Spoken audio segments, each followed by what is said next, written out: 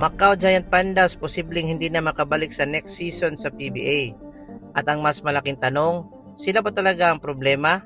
O mali ang naging sistema ng PBA sa pagpili ng guest team? Bago natin simulan ang ating basketball update, pasubscribe naman at pakifollow sa ating TikTok account para updated ka sa mga bagong upload natin. Ayon sa ulat ng Spin.ph, pinag-aralan umano ng PBA kung ipagpatuloy pa ang pag-imbita ng Macau Giant Pandas bilang guest team sa mga susunod na conference.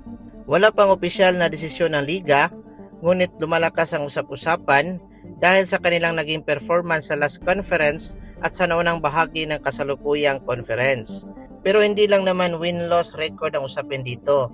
Kapag nag-imbita ang PBA ng international guest team, hindi lang ito para madagdagan ang bilang ng teams.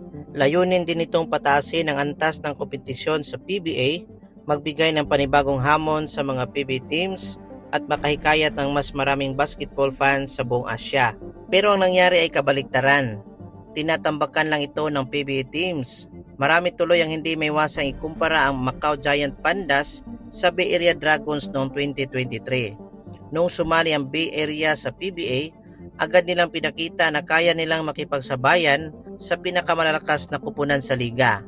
Umabot pa sila hanggang PBA Finals at makapigil hininga na serye na umabot din ng Game 7. Natalo man sila sa Ginebra, ay binago nito ang landscape ng competitive basketball ng PBA na mas lalo pang tumaas ang excitement at interest ng mga fans. Dahil dito, mas mataas na rin ang naging inaasahan ng maraming taga-suporta sa bawat bagong guest team na pumapasok sa liga. Pero may mas malaking tungkol dito. Kung sakaling hindi na may balik ang Macau Giant Panda sa liga, ano na ang magiging pamantayan ng PBA sa pagpili ng susunod na guest team? Sa ibang Asian leagues, ang mga foreign clubs na sumasali ay kadalasang may matitibay na roster na kaya makipagsabayan sa mga lokal na kupunan. Kaya maraming fans ang naniniwalang hindi sapat na international team lang ang imbitahan. Kailangan talagang competitive para maging sulit ang bawat laban.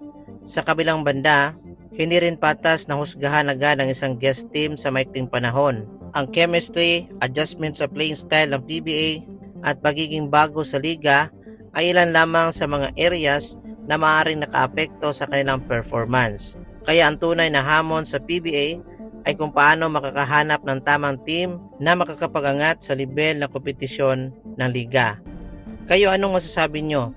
Dapat bang bigyan pa ng isa pang pagkakataon ng Macau Giant Pandas o panahon na para maghanap ang PBA ng mas malakas na international guest team? I-comment nyo yan at babasahin natin isa-isa.